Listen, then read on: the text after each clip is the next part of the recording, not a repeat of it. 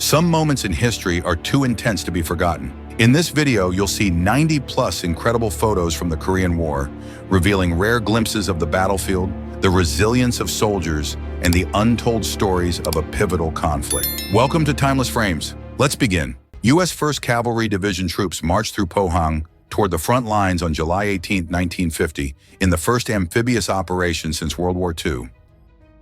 During the Korean War, American soldiers took cover in a trench while observing enemy positions. One soldier holds a rifle ready, while another points toward the front. A 75mm recoilless rifle team from the 1st Cavalry Division fires across the Naktung River at enemy positions on September 5, 1950. Near Hyesanjin, with the frozen Yalu River behind them, two U.S. 7th Division soldiers stand guard on December 2, 1950. A landing craft carrying U.S. 1st Cavalry Division troops heads toward Pohang shore on July 19, 1950, in the first U.S. combat amphibious landing since World War II.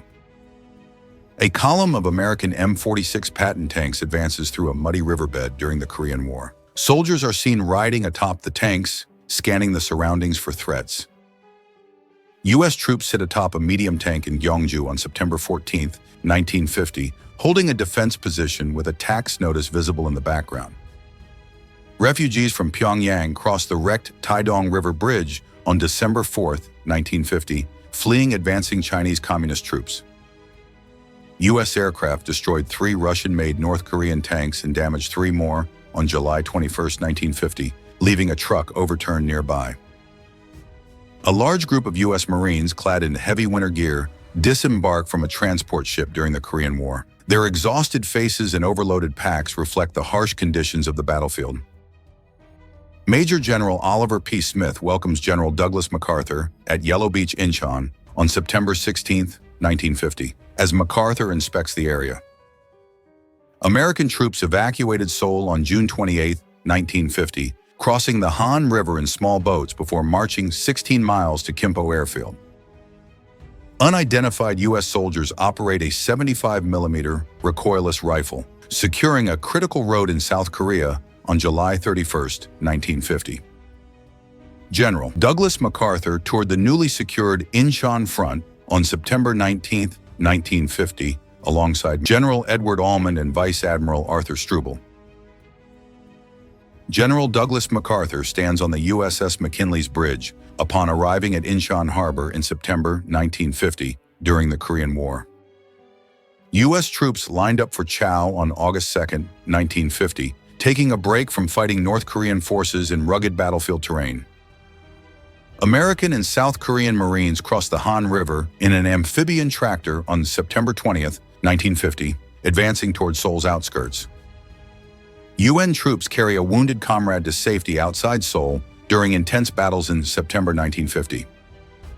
An exhausted U.S. soldier rests beside his machine gun dugout on August 9, 1950, as Allied forces guard the small Pusan perimeter.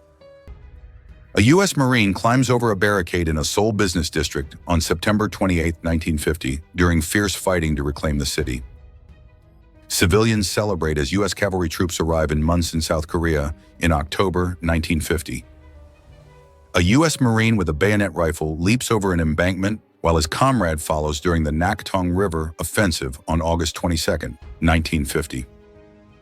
Marines, rifles in hand, carry a wounded soldier on a litter through Seoul streets on September 30, 1950, as UN forces secure South Korea. A Marine mortar company marches over North Korea's Great Divide on November 10, 1950, advancing toward Changjin Reservoir. A grieving U.S. infantryman weeps on a comrade's shoulder after losing his friend in battle on August 28, 1950, as a corpsman fills out casualty tags. U.S. soldiers of the 8th Cavalry Regiment crouch on a Korean hilltop on October 15, 1950, after planting their guidon near enemy forces. A column of U.S. Sherman tanks advances through a snowy, mountainous landscape during the Korean War. Soldiers, bundled in heavy winter gear, ride atop the tanks, braving the harsh terrain and cold conditions. Bodies of 400 Korean civilians lie in Taejun's prison yard in September 1950, executed by retreating communist forces before U.S. troops arrived. The USS Missouri bombards Cheongji, Korea, with 16-inch guns on October 21, 1950, about 120 miles from Russia's Vladivostok base.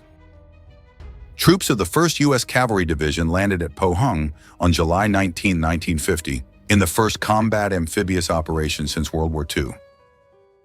A wounded and exhausted soldier is helped by a fellow comrade as they struggle through the muddy battlefield. Their weary expressions and tattered uniforms reflect the brutal hardships of war.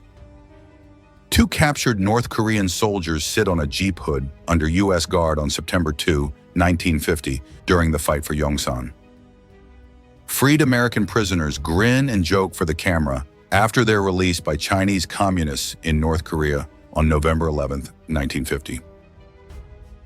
U.S. 1st Cavalry Division troops, carrying full combat gear, disembark at Pohang, Korea on July 18, 1950, in an amphibious landing.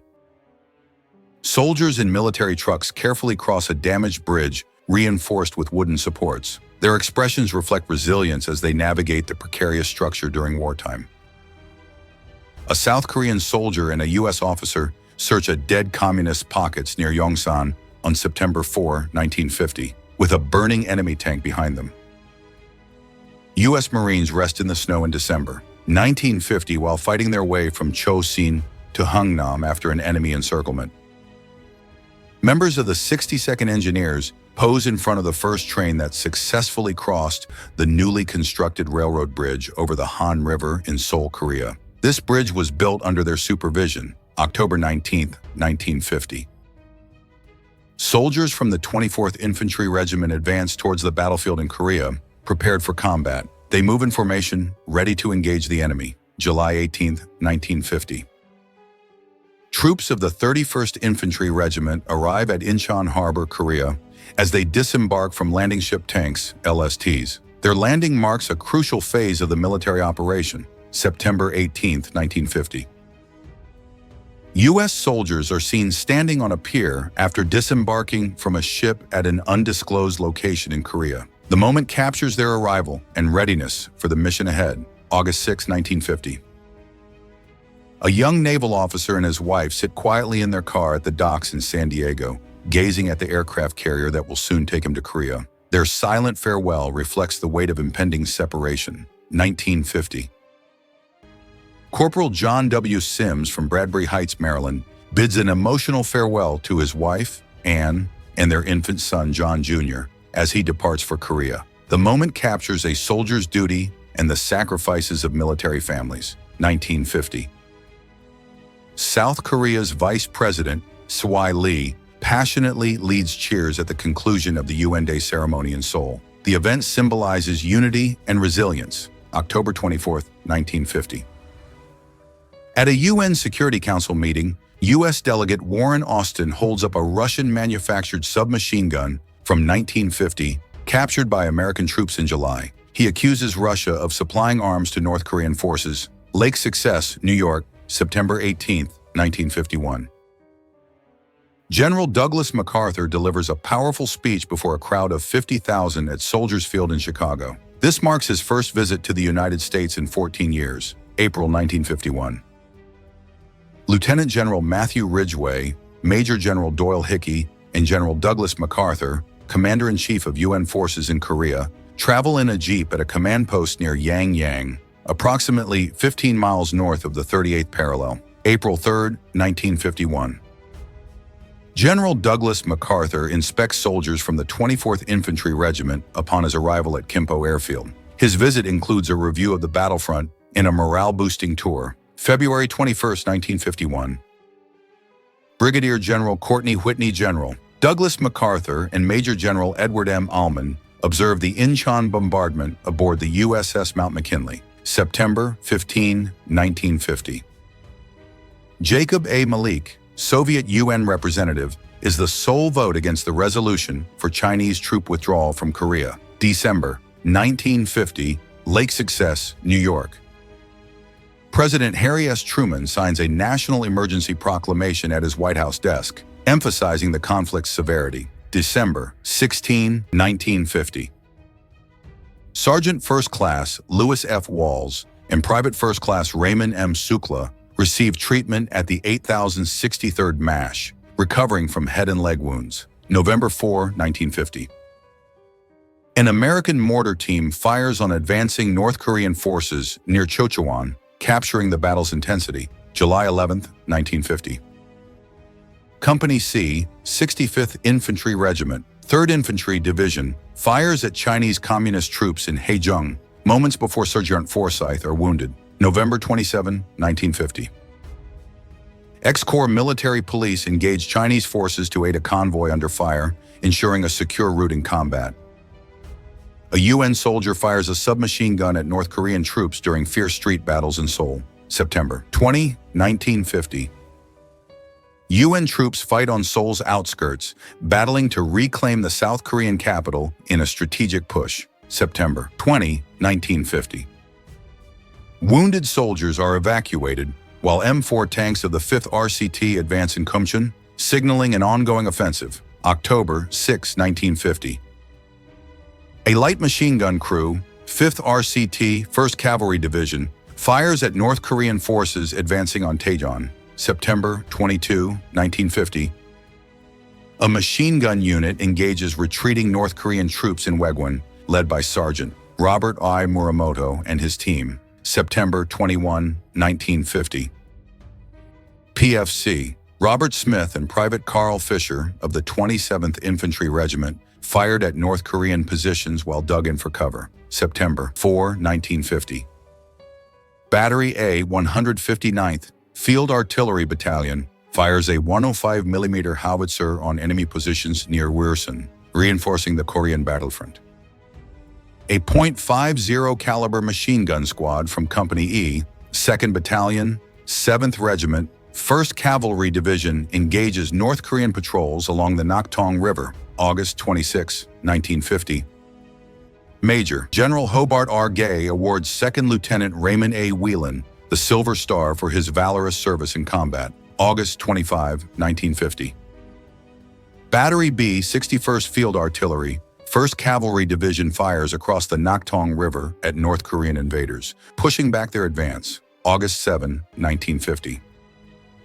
A 105mm howitzer is deployed against the communist-led North Korean forces, delivering powerful artillery fire, July 26, 1950. 19th Infantry Regiment, 24th Division soldiers dig in after capturing a Chinese-held hill near the Han River under enemy fire. February 10, 1951. Captain J.W. Finley, despite severe wounds, refuses to leave the battlefield and directs aid for his wounded men. February 22, 1951. A 35th Regiment soldier of the 25th U.S. Infantry Division is evacuated after suffering injuries from mortar fire, March 7, 1951. PFC, Jack Lee and Corporal Joseph W. Thomas fired a machine gun at communist positions during a hill assault south of the 38th parallel, March 31, 1951. 196th Field Artillery, U.S. 8th Army tractors transport 155mm guns near Tarigol as they advance toward the 38th parallel, April 8, 1951. 3rd U.S. Rangers, 3rd Infantry Division pushed north of the Imjin River while facing intense Chinese mortar fire in Korea, April 11, 1951. 2 mourning women grieve for a fallen Korean as Lieutenant Ralph Bliss stands silently, unable to intervene. Loyal troops in Yosu search for communist rebels after reclaiming the city where the rebellion first erupted on October 19. South Korean soldiers remain on high alert as they guard against the communist uprising targeting the re-government in 1948. Relatives in deep sorrow mourn the loss of South Koreans who were killed during the violent 1948 uprising. South Korean troops press forward toward the front lines, determined to quell the 1948 communist rebellion.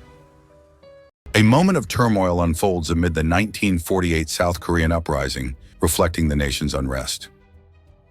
Flames engulf a village as the communist-led rebellion intensifies, leaving destruction in its wake. Loyal forces reclaim Yosu on October 27, with white helmet bands distinguishing them from the rebels.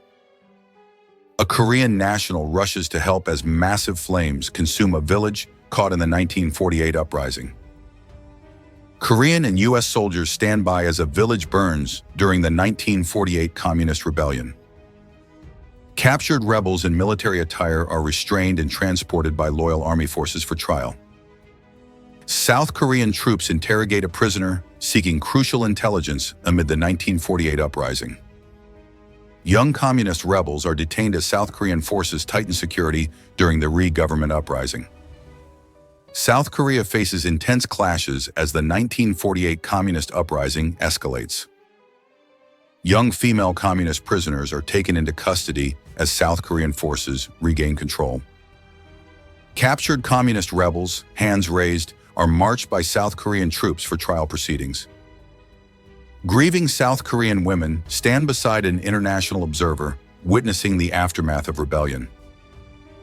Thank you for watching till the end. The Korean War was a battle of survival, resilience, and untold stories. But history has even more to reveal. Click on the video on your screen now to uncover more incredible and rare historical images. See you in the next one. Goodbye.